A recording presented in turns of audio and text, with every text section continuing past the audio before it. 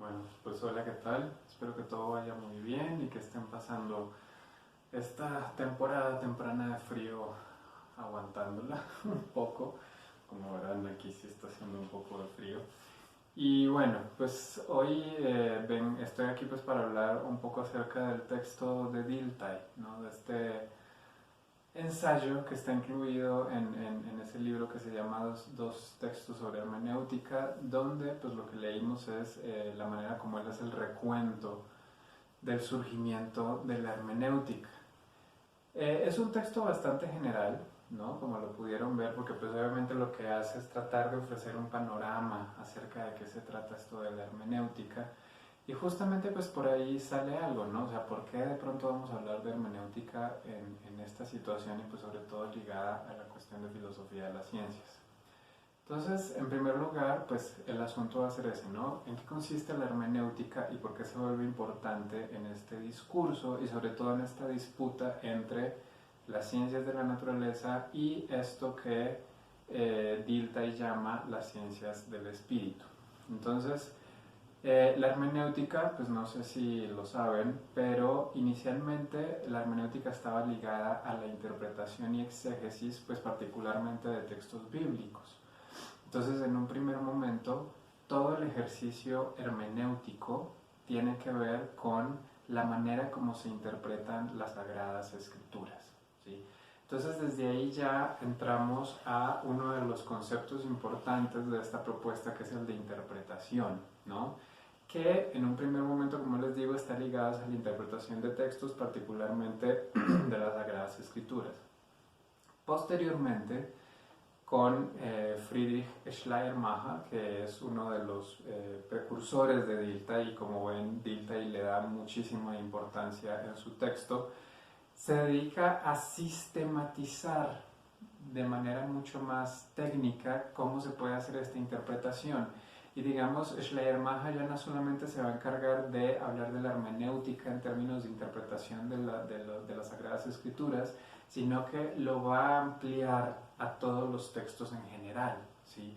Entonces Schleiermacher sobre todo le va a parecer muy importante la manera como se reconstruye el ámbito histórico de un texto, ¿sí? O sea, los textos, y además los textos nos van a permitir justo también reconstruir una historia.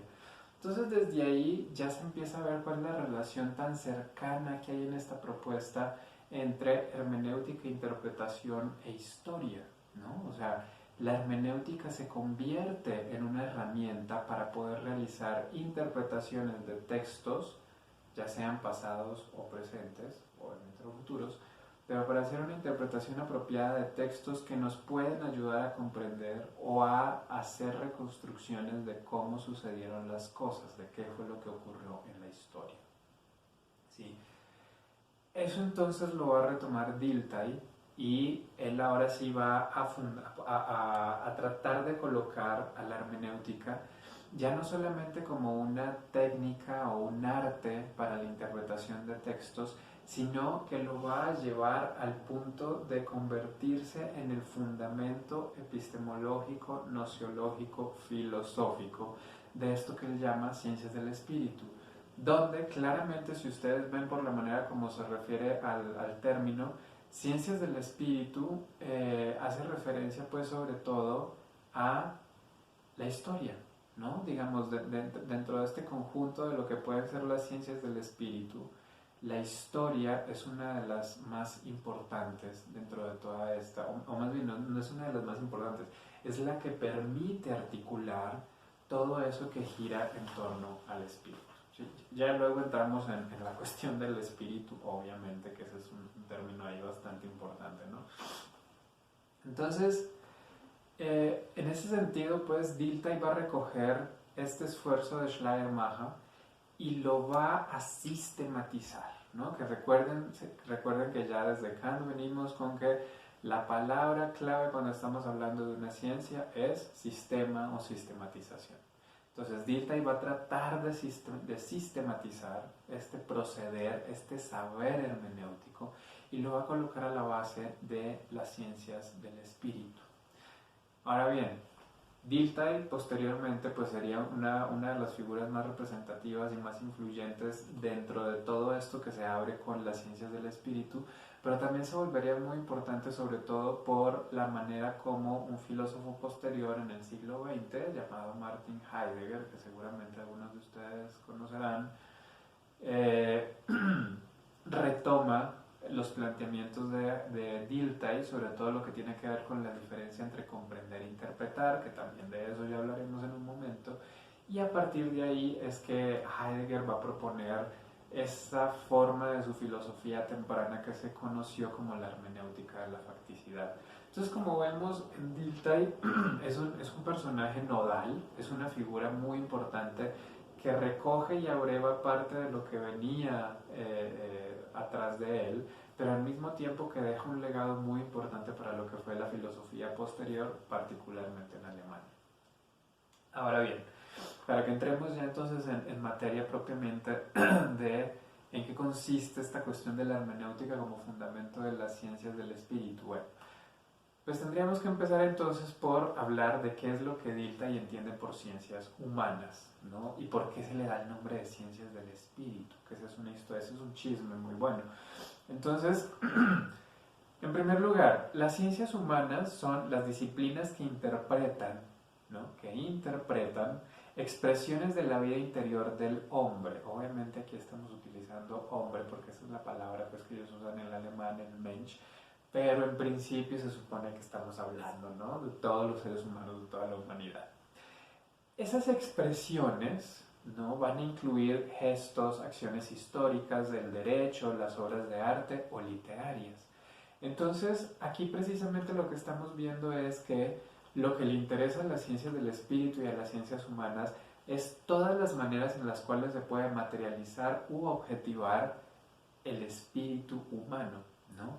Entonces, esa es una relación muy interesante, ¿no? Porque estamos hablando del espíritu, que el espíritu generalmente se entiende como algo inmaterial, como una cuestión ideal, pero resulta que para poder hacer un estudio científico de eso tiene que ser a partir de lo que se puede encontrar en concreto, de lo que se ha hecho objeto y se ha materializado. Entonces las ciencias humanas tienen que vérselas con eso, ¿no? Y todo lo que se ha vuelto objetivo, lo que se ha materializado, hecho concreto, es lo que podemos percibir de manera sensible, ¿no? Por eso nos habla de gestos, ¿no? Cosas que podemos ver, de las acciones históricas, que también las podemos percibir, se las podemos escuchar a alguien contando o las podemos leer a través de los textos y los documentos, el derecho, que justamente está codificado y escrito a través de leyes, las obras de arte, que como tal tienen una materialidad, ¿no? Con la cual a la cual nos podemos enfrentar, y en la literatura, que ya se refiere a toda la escritura. Entonces ahí ya sale algo, una cuestión particular, ¿no? Aquí ya el sentido de la hermenéutica y la interpretación no tiene nada más que ver con una exégesis de textos, sino que de pronto el ámbito se amplía. Va a ser una interpretación de todas las expresiones o manifestaciones del espíritu humano, no nada más de las escritas, ¿sí? Y en ese sentido, digamos, el nombre de ciencias del espíritu, ¿no? Tiene que ver con una historia muy peculiar con la traducción de un texto del inglés al alemán. Entonces, a lo mejor ustedes han oído hablar de John Stuart Mill, que es un filósofo inglés quien escribió un tratado de lógica que fue muy importante y muy influyente durante el siglo XIX. Entonces resulta que Mill hace una lógica para las ciencias naturales, que para él entonces tendría que ser una lógica completamente inductiva, y también escribe otra parte de ese compendio de lógica, es uno dedicado a lo que él llama las ciencias morales, ¿sí? Que esta cuestión de las ciencias morales tiene que ver con un uso muy particular que se le hace al término moral en Inglaterra, que por moral se entiende todo lo relacionado con el ser humano, ¿sí? Si ustedes recuerdan en teoría del conocimiento, los que estuvieron conmigo, si estuvieron con alguien más, Hume en el tratado sobre el entendimiento humano o en la investigación sobre el entendimiento humano, cualquiera de los dos, habla de una filosofía moral, ¿no? Donde por filosofía moral él entiende todo lo concerniente al ser humano. Entonces aquí cuando John Stuart Mill dice ciencia moral, también se refiere a todos los ámbitos de la vida humana.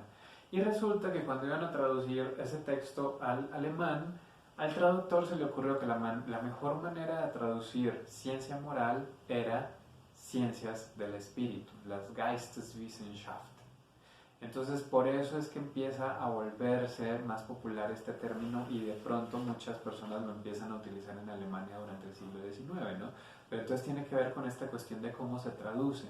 De modo que ahí el espíritu entonces, entonces en primer lugar tenemos lo moral, que es todo lo relacionado con el ser humano, que luego se traduce como espíritu, pero al mismo tiempo el espíritu tiene esta connotación en Alemania de que no es nada más esto inmaterial ideal, sino aquello que de pronto puede expresarse o manifestarse de una manera material o objetiva. Que eso, por ejemplo, es distinto de la manera como Comte entiende el espíritu, porque para Comte el espíritu está mucho más cercano de ser una mentalidad, ¿no? Una manera de pensar y de concebir el mundo de cierta manera, que tiene que ver con su relación directa con los hechos empíricos, ¿no? Pero finalmente el espíritu es toda esta mentalidad que es capaz de pensar con esos hechos, o que tiene que pensar en correspondencia y en adecuación a esos hechos. En cambio aquí el espíritu no es como algo que esté separado, sino que la noción de espíritu necesariamente implica que se va a materializar de alguna manera, ¿sí? El espíritu no se puede nada más quedar en el mundo, en el reino de lo espiritual y material, sino que se expresa a través de lo material objetivo. Ahora bien, otro aspecto importante es qué entiende Dilthey por conocer. Entonces, por conocer él, y así lo dice literal, es el proceso en el que se aspira a un saber de validez universal. Entonces regresamos también sobre esta cuestión, ¿no? Si es una ciencia, no solamente es un sistema, sino que además es un sistema con validez universal, ¿sí? Y entonces esto nos lleva a una pregunta muy interesante y que trataré de abordar pues ya hacia el final de esta exposición y espero que la podamos discutir un poco más durante la clase, que es en qué consiste la universalidad de las ciencias del espíritu, ¿sí? Porque evidentemente, o sea, entendemos universalidad en las ciencias de la naturaleza no bajo el concepto de ley, y entonces de que siempre se va a repetir una misma cosa y por lo tanto vamos a poder hacer una predicción acerca de lo que puede ocurrir en el futuro basado en esas leyes y en esa universalidad y necesidad de la ley. Pero entonces, ¿en qué consiste la universalidad de las ciencias del espíritu para Dilthey, ¿no? Eso va a ser como parte de lo que vamos a ir desarrollando poco a poco.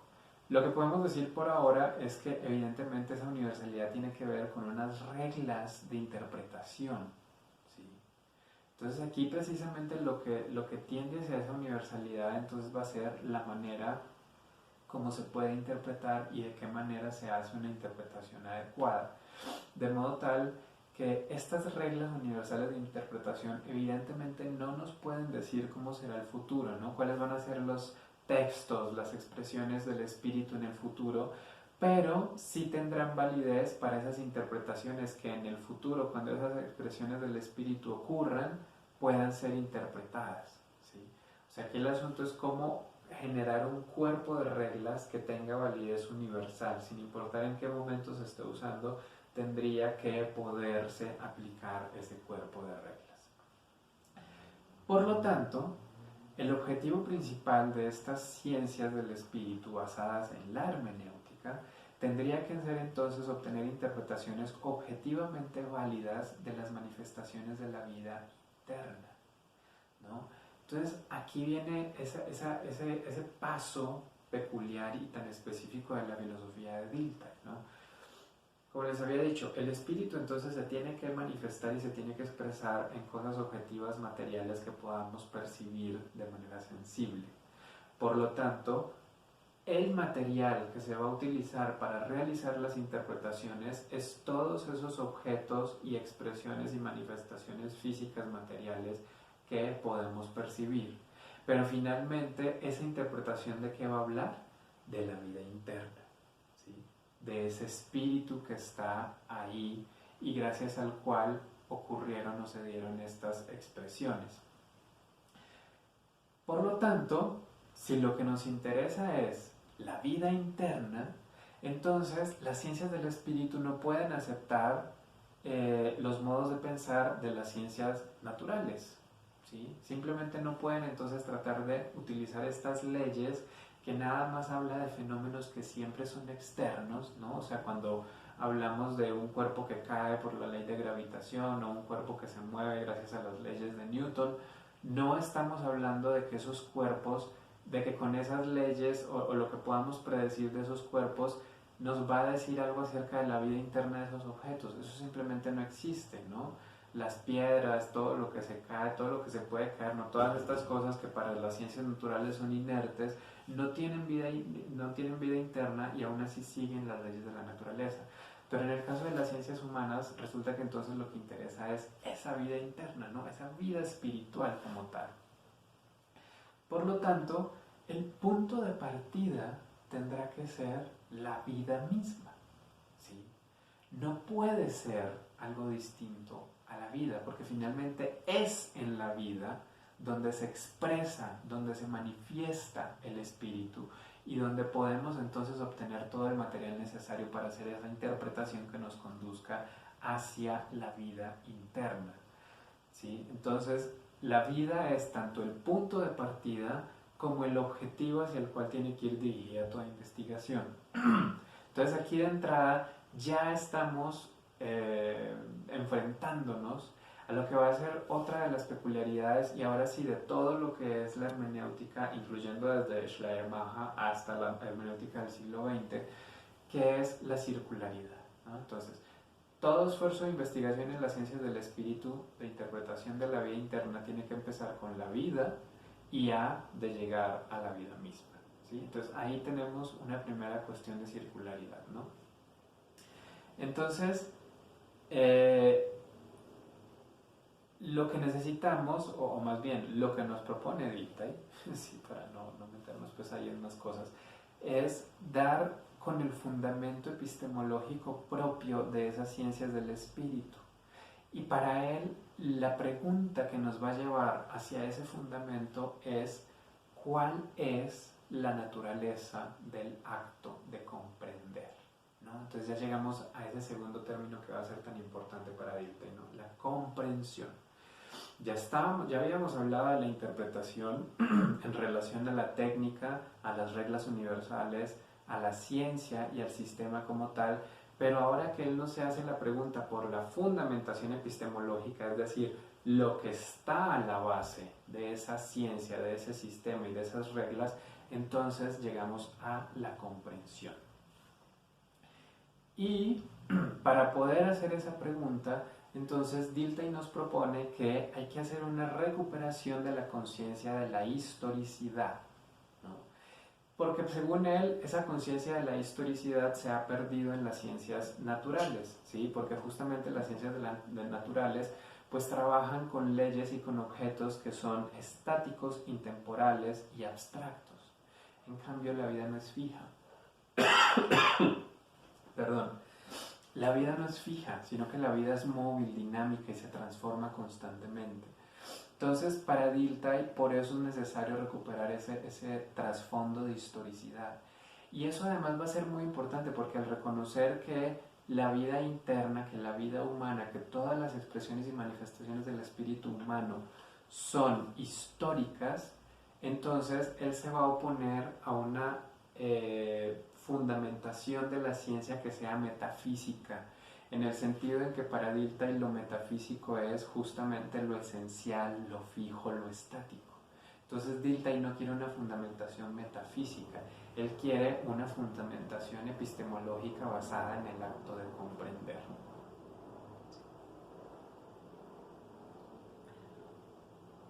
Y para poder entonces dar con esa dinamicidad, con esa historicidad de la vida, va a tomar como unidad de análisis al significado, a cuál es el sentido o el significado que le damos, ¿no? Que tienen ciertos actos, ciertas cosas, y que por lo tanto valen para nosotros algo. tienen un interés, son relevantes para nosotros como seres humanos. Entonces, esas unidades de significado, como precisamente nos van a hablar de esa vida interna, necesitan tener un contexto que esté anclado tanto al pasado de donde se produjeron, que permite que algo tenga significado, como el horizonte de expectativas futuras que abre precisamente también que a esa cosa en particular se le asigne un significado y no otro, ¿sí? Estos horizontes que se abren al futuro entonces dependen de cuál es el tipo de significado que se le da a algo en un determinado momento. Por lo tanto, el significado, como unidad de análisis, de inmediato nos arroja a una unidad de pasado, presente y futuro, ¿sí? Y eso entonces tiene que ver con todo este desarrollo y dinámica historicista de la que nos habla Dilthey constantemente. Entonces, además hay que tener en cuenta que estos estudios de lo humano, estas ciencias humanas o ciencias del espíritu, no se ocupan de hechos y fenómenos que no hablan del ser humano, sino de hechos y fenómenos que son significativos solo porque aclaran los procesos internos del hombre o lo que se entiende por su experiencia interior, ¿sí? Entonces, no necesariamente nos tiene que hablar de algo que hacen los seres humanos, ¿no? No se trata nada más de el gran relato de las acciones, de las hazañas, de los actos de la humanidad, sino que por eso también puede abocarse a cuestiones materiales en las cuales se ha invertido, se ha investido algún significado o sentido particular. Ahora bien, uno de los aspectos cruciales, pero al mismo tiempo más problemáticos de la propuesta de Dilthey, es que esta cuestión de la comprensión tiene que ver con una transposición mental, ¿no? ¿Qué quiere decir esto de una transposición mental? Pues que seamos capaces de reconstruir la experiencia del mundo interior de otro ser humano, ¿no? O sea, el ejercicio de la hermenéutica tiene que llevarnos a la reconstrucción de la experiencia interna de ese otro, ¿no? Y entonces eso nos ayuda a formar un mundo sociohistórico en el cual ese individuo particular que estamos estudiando se formó e hizo todo lo que hizo. Entonces, la idea es tratar de descifrar la huella del hombre en los fenómenos de la vida, ¿sí? Pero todo esto con el objetivo de ponerse en el lugar de esa otra persona, ¿no? O sea, en un cierto sentido la hermenéutica que nos propone Dilthey sí tiene que ver con este ponerse en el lugar del otro, llegar a reconstruir la experiencia de ese otro. Y entonces eso nos va a llevar a entender por qué la comprensión va a ser distinta de la explicación, ¿no? Entendiendo la comprensión como el fundamento de las ciencias del espíritu y la explicación como aquello derivado de las ciencias naturales. Sin embargo, antes de que lleguemos a eso, otra diferencia que Dilthey ubica entre el proceder de las ciencias naturales y el proceder de las ciencias del espíritu a través de la hermenéutica es que en las ciencias naturales se puede deducir de la concepción objetiva de lo singular relaciones universales legales, ¿no? O sea, a partir de lo que vemos que ocurre una y otra vez en los individuos, que les pasa lo mismo cada vez que se someten a las mismas condiciones, podemos llegar a una ley, ¿no? Que es válida para todos estos objetos o entidades individuales. Sin embargo, en el caso de la comprensión y por lo tanto de las ciencias del espíritu, esa universalidad, esa ley universal a la que se pretende llegar, no tiene que ver con la repetición y la predicción y hacer entonces que todos los objetos sean lo mismo ante la ley, sino que precisamente tiene que ver con elevar la comprensión de lo singular a la validez universal.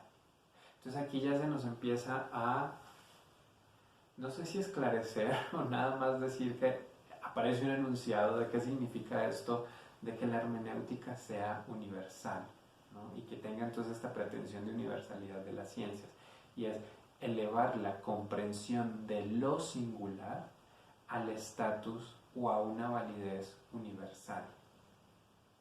¿Sí? ¿Qué quiere decir eso? Pues ahí vamos a seguir trabajando, ¿no? Entonces, para poder entender precisamente en qué estriba la validez universal de la comprensión, tenemos que entender algunos conceptos clave que Dilthey nos ofrece para poder aproximarnos mejor a la manera como está funcionando su método, ¿sí? Entonces, tenemos en primer lugar, ¿qué entiende Dilthey por comprensión? ¿No? Entonces, la comprensión es el acercamiento a los fenómenos que unen lo interno y lo externo, ¿no? Es como les decía, el espíritu, que es esta cosa interna, necesariamente se expresa a través de algo que se vuelve objetivo, que se vuelve material, que se vuelve concreto, que se vuelve sensible. ¿Qué hace entonces la comprensión? Venir aquí al punto de articulación entre estas dos cosas, entre el espíritu interno y la expresión externa.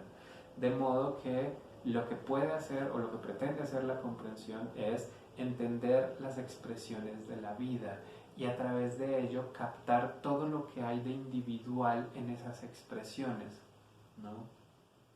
Mientras que para la explicación, ¿no? Aquí volviendo sobre el contraste con las ciencias de la naturaleza, lo individual solamente es un medio para llegar a lo general, ¿sí? Lo individual es un escalón en el camino a la generalidad. En cambio, la comprensión siempre se va a quedar en lo individual, ¿no? Nunca va a poder salir de ahí. Y entonces eso hace mucho más extraño este enunciado de que la cientificidad o la universalidad de las ciencias del espíritu consisten en elevar la comprensión de lo singular a la validez universal. Porque ¿cómo va a llegar a la validez universal si nunca puede sobrepasar al individuo, ¿no? Si nunca va a poder llegar a enunciar una ley que cobije a absolutamente todos los individuos humanos? Entonces, ¿cuál es la universalidad de la que hablan las ciencias del espíritu, ¿no? Volvemos sobre esa pregunta. ¿En qué consiste la universalidad de las ciencias del espíritu? ¿Sí? Entonces, para continuar, vamos con algunos conceptos importantes, ¿no? Entonces, en primer lugar tenemos el concepto de experiencia. Entonces, hay dos palabras en alemán que Dilthey usa y que usualmente se traducen como experiencia en español o en otras lenguas. Una de ellas es Erfahrung, que consiste en la experiencia en general, ¿no? En cualquier tipo de experiencia que podamos tener. Y por lo tanto, Erfahrung se utiliza también para la experiencia de las ciencias naturales, ¿sí? Entonces, todo aquello que podemos percibir como algo externo a nosotros. Erfahrung, por ejemplo, es la palabra que típicamente utiliza Kant en todas sus obras, ¿no? Cada vez que Kant habla de experiencia, está hablando de Erfahrung. Pero Dilthey introduce, porque es una palabra que ya se venía usando en alemán, pero que no era tan común, y digamos, él es como el que la empieza a usar de manera mucho más amplia, que es Erlebnis. Y Erlebnis es un cognado del verbo vivir, que vivir se dice leben. Entonces, cuando Dilthey habla de la experiencia como Erlebnis, precisamente nos está señalando una cierta inmediatez de la vida consigo misma, ¿no?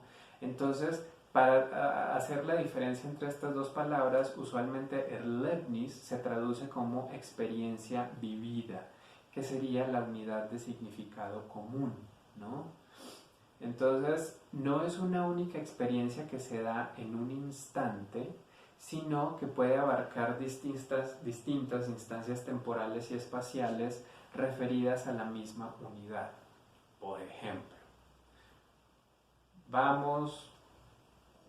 por alguna razón pudimos ir a Francia, a París, al Louvre, y vimos la Mona Lisa, ¿no?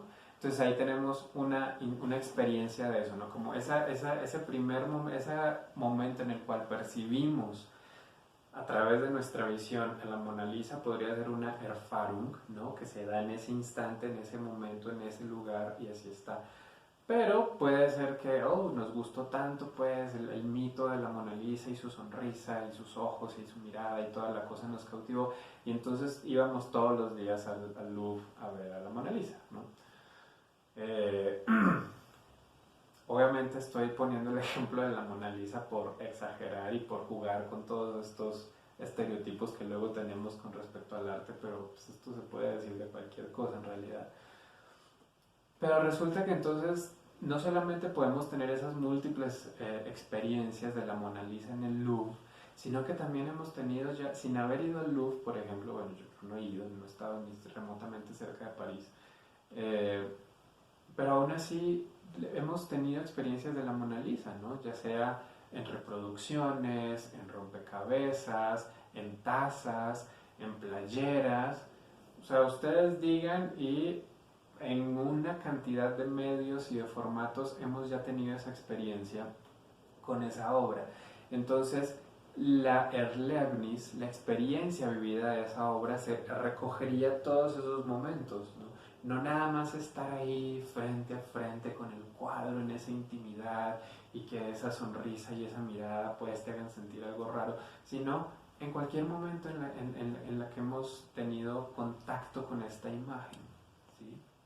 Y entonces eso es lo que lleva a hablar de que esa experiencia recoge tanto el pasado, donde ya hemos visto esa obra, como las expectativas a futuro, ¿no? O sea, ¿qué expectativas nos genera verla, digamos, yo que no he ido nunca a verla en persona, haberla visto tanto tiempo en playeras, en tazas y en cosas, hasta, digamos, llegar el día en que ya la pueda ver frente a frente? Obviamente eso va generando unas expectativas que pueden condicionar cómo va a ser esa experiencia en un futuro.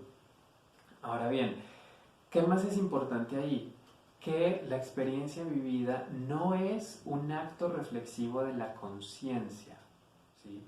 En la experiencia vivida la conciencia está inmersa en ese acto mismo de experimentar la vida, ¿no?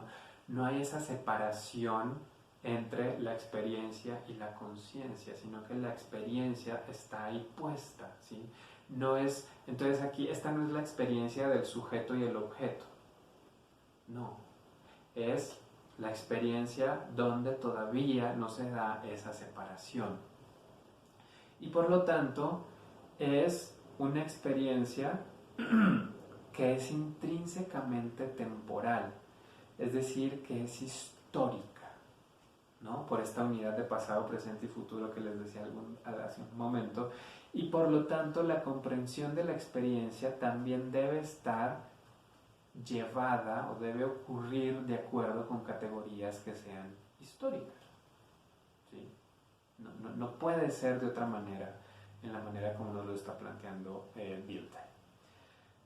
Un segundo concepto importante, entonces ya tenemos experiencia, otro sería el de expresión.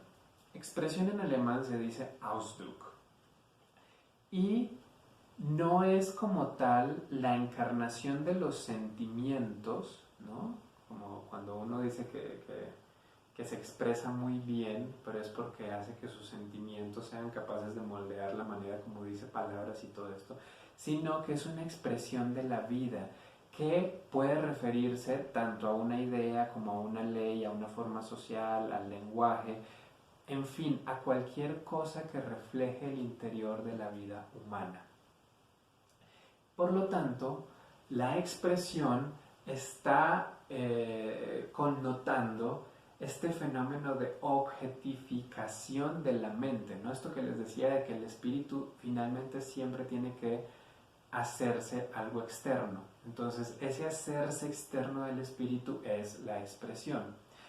Y en ese sentido, lo que se expresa entonces es lo objetivo sobre lo cual se puede hacer un estudio hermenéutico, ya sea a través de las ideas que tienen contenidos del pensamiento, de acciones y expresiones de la experiencia vivida, como son las exclamaciones, los gestos, las obras de arte y pues en general cualquier otra cosa que podamos hacer los seres humanos. Y además, esta expresión también en ella ya figura la circularidad, ¿no? Porque la vida anímica interior, o sea, eso que es el espíritu, solamente se constituye en cuanto tal una vez que se ha expresado externamente. Entonces vean que, de nuevo, la circularidad de la hermenéutica también depende de esta circularidad de la expresión.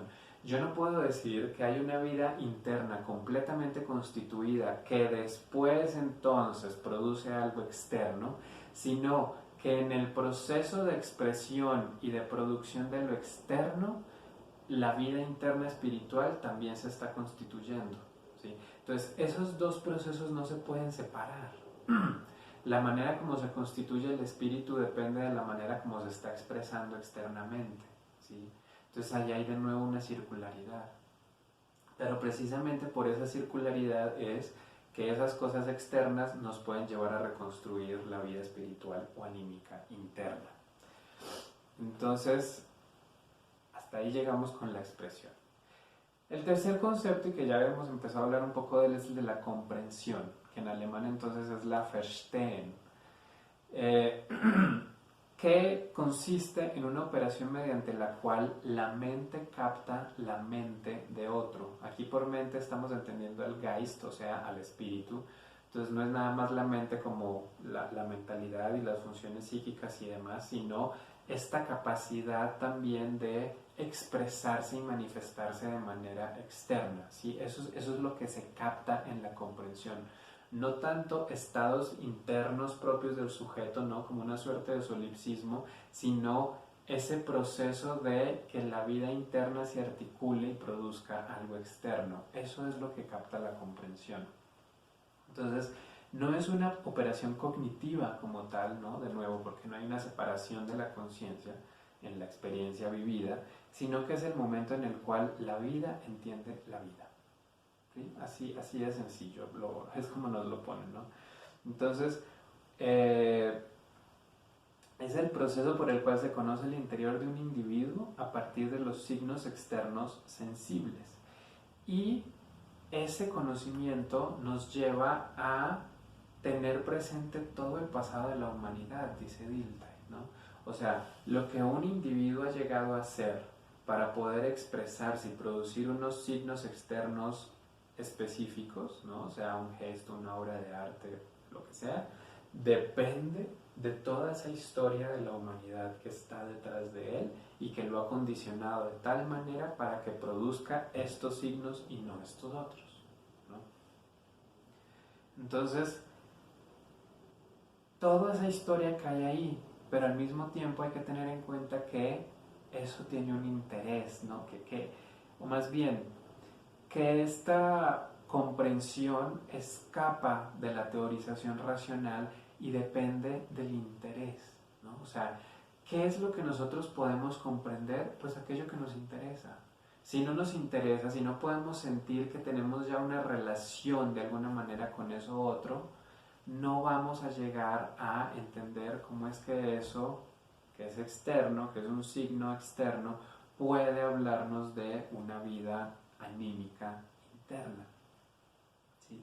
Entonces, la comprensión es además lo que va a abrir el mundo de las personas individuales. Es ese proceso de transponerse en el otro, ¿no?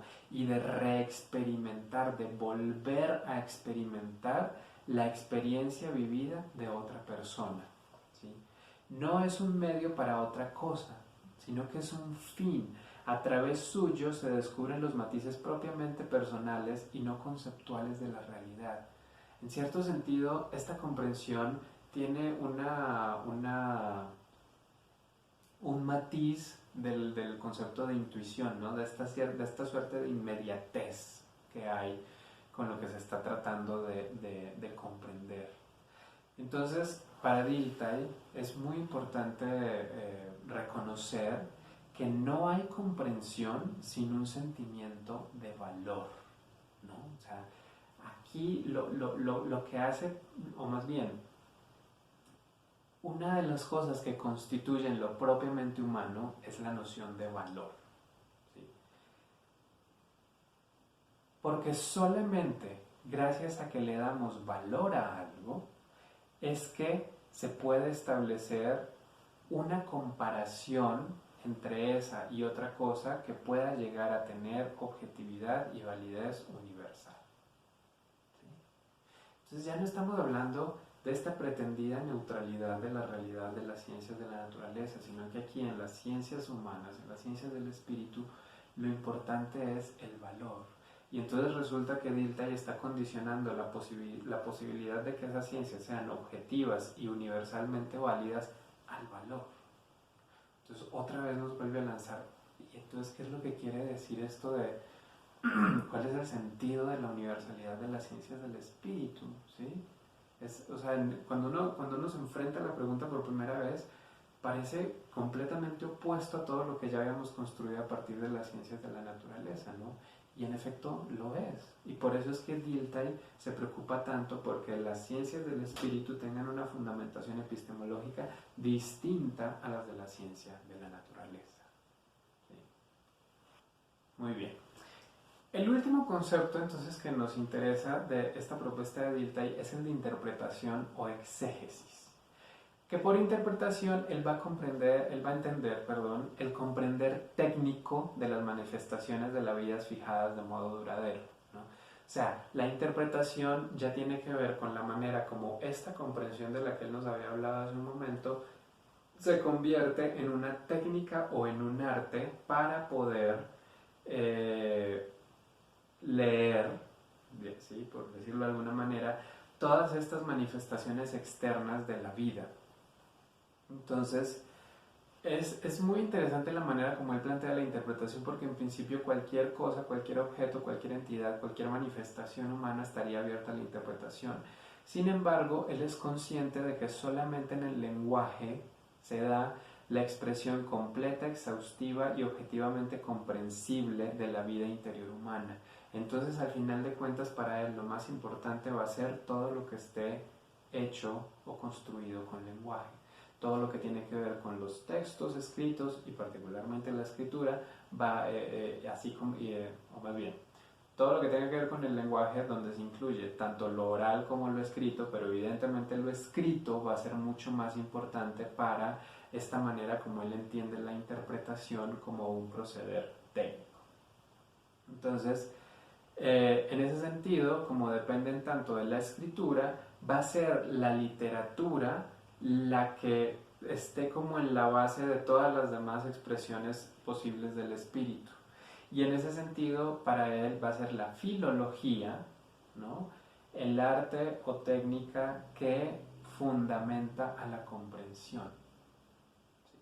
Entonces, toda interpretación entendida como este proceder técnico tiene que partir del análisis filológico.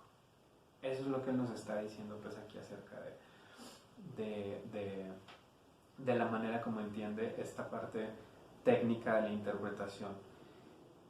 Ahora, es todo esto que él nos ha mencionado, toda esta construcción conceptual que él hace a partir de estos 4 conceptos, ¿no?, el de experiencia, el de comprensión, el de expresión y el de interpretación, se contrastan con la explicación causal de las ciencias de la naturaleza, ¿no? Entonces, en la explicación, como ya habíamos visto hace un momento, se trata de llegar a un enunciado general que sea válido para absolutamente todas las entidades. Sin embargo, Dilthey es muy vocal en decir que entre la interpretación y la explicación solamente hay una diferencia de grado. No se trata de dos cosas completamente opuestas, sino que más bien una tiene ciertas cualidades expresadas con mayor intensidad que la otra. Y en esa medida él rescata que tanto la explicación como la interpretación siguen reglas y ambas buscan la universalidad. Nos regresamos sobre esta cuestión de la universalidad. Sin embargo, una parte de la singularidad de una expresión en la interpretación se mantiene, mientras que en la explicación la singularidad se deshace, se desdibuja, se borra. Entonces, eso es lo que para él las diferencia. Ahora bien, ¿qué nos está diciendo también entre líneas?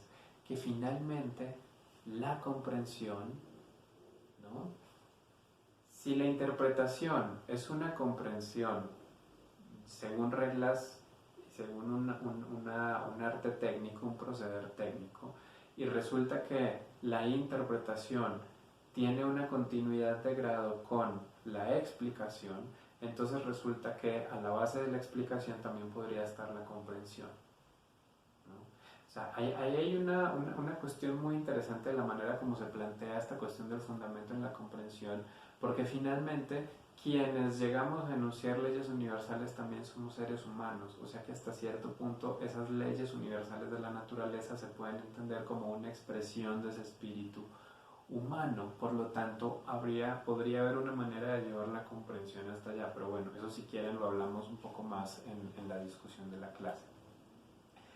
¿Qué nos interesa por ahora aquí y ya como para tratar de ir cerrando esta exposición?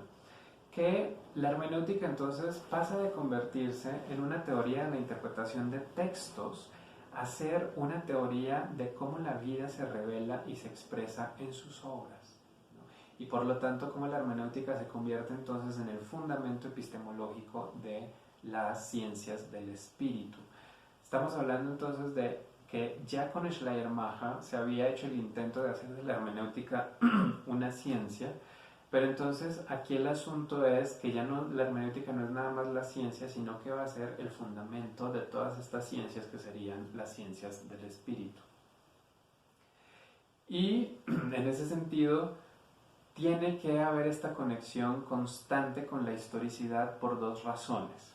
La primera razón es porque el ser humano se comprende a sí mismo a través de objetivaciones de la vida, nunca de manera directa, o sea, nosotros no nos comprendemos a nosotros mismos haciendo un análisis de nuestros propios estados anímicos y mentales internos, sino que siempre se trata de hacer una comprensión de lo que ocurre en otro ser humano a través de los signos externos. Por lo tanto, siempre es un proceso mediado. Entonces, en tanto que es mediado, está sujeto a que se transforme históricamente, ¿no? No siempre van a ser las mismas maneras como el espíritu se expresa o se manifiesta. Y esto, por ejemplo, pensémoslo en términos de las posibilidades tecnológicas o técnicas de una época, ¿no? No es lo mismo la manera como podemos reconstruir una determinada época de la cual solamente tenemos registros de objetos o de escrituras sobre piedras a, por ejemplo, lo que ocurre hoy en día con de pronto todo este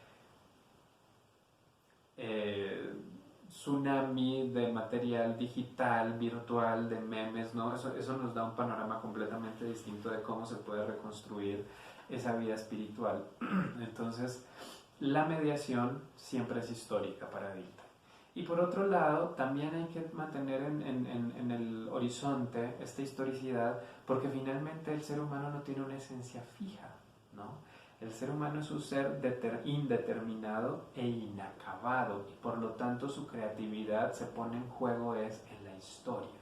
Y aquí entonces regresa Dilthey sobre la manera de concebir a los seres humanos de Kant, ¿no? Los seres humanos siempre no somos seres que tengamos ya una esencia fija y previamente dada, sino que somos seres que nos hacemos a nosotros mismos. Y en esa medida es que somos indeterminados, ¿no? Porque solamente podemos ser en tanto que nos hacemos. Pero ese hacerse no tiene un objetivo fijo ya dado, sino que va dándose en la medida en que se va haciendo. Entonces, con este ya trasfondo de la historia, llegamos a que la tarea principal de la interpretación es la siguiente, ¿no? Frente a la constante, esto es una cita, perdón, frente a la constante irrupción de la arbitrariedad romántica y de la subjetividad escéptica en el ámbito de la historia, debe fundamentar teóricamente la validez universal de la interpretación sobre la cual se basa toda la seguridad de la historia. Entonces ya teníamos, ¿no? Él va a partir de su preocupación por las ciencias del espíritu. Dentro de estas ciencias del espíritu le interesa particularmente la historia, porque finalmente todas las ciencias del espíritu son históricas, por lo tanto la historia va a ser como la disciplina científica en la cual él va a tratar de hacer sus preguntas y su fundamentación. Ahora, esa historia se tiene que fundamentar sobre la manera como se interpretan los textos para hacer la reconstrucción histórica. Esas interpretaciones se hacen utilizando el método de la hermenéutica, pero la hermenéutica en última instancia está fundamentada por la comprensión. Entonces así es como construye todo ese edificio hasta llegar a cuál va a ser la base de las ciencias del espíritu, cuál es su fundamento como tal. Y entonces así llegamos a la pregunta que les había planteado desde el principio, ¿no? Entonces, ¿en qué consiste la validez universal de estas ciencias del espíritu? Que ya habíamos dicho, consiste en hacer de la comprensión de lo singular, elevarla hasta un estatus de validez universal. ¿Qué quiere decir eso? Y entonces aquí es donde resulta que no estamos tratando de llegar justamente a una ley que hable de todos los objetos de la misma manera, porque ahí perderíamos lo singular. Por lo tanto, de lo que se trata es de llegar a leyes o reglas del proceder técnico interpretativo que nos permitan formular esa comprensión de lo singular que cada uno de nosotros puede hacer de forma tal que sea comunicable a los otros y que los otros, en tanto que comparten esas reglas, esas mismas reglas de interpretación, pueden hacer una crítica de aquello que nosotros hemos interpretado, ¿sí? Entonces, hacer que la comprensión de lo singular se eleve a validez universal quiere decir fundamentar un método de interpretación que sea, por un lado, capaz de hacer que todos podamos comunicar nuestra comprensión de las cosas singulares y al mismo tiempo que esas reglas y ese modo de interpretación puedan ser criticadas desde otros. En eso consiste la validez universal, ¿no? No que se aplique a todas las cosas que sean iguales, ¿no? Que todas las pinturas entonces se interpretan de esta manera o tienen que llegar a esta interpretación tal o cual, sino la universalidad de la comunicabilidad y de la crítica a esas interpretaciones, ¿sí? En eso consiste entonces la universalidad de las ciencias del espíritu dentro de esta propuesta que Dilthey nos está haciendo. Eso entonces ya nos va a dejar ahí con otra serie de interrogantes que podamos hablar más adelante, pero pues por el momento creo que ya me extendí bastante en la exposición, perdón. Así es que pues ya lo corto aquí, espero que lo puedan ver con calma y si lo tienen que ver como serie pues está muy bien. Y ya entonces en la siguiente vez que nos veamos para hablar de estos textos pues vienen todas las preguntas y comentarios, ¿vale? Por lo pronto pues cuídense bastante y que estén muy bien y ahí nos vemos en la siguiente sesión.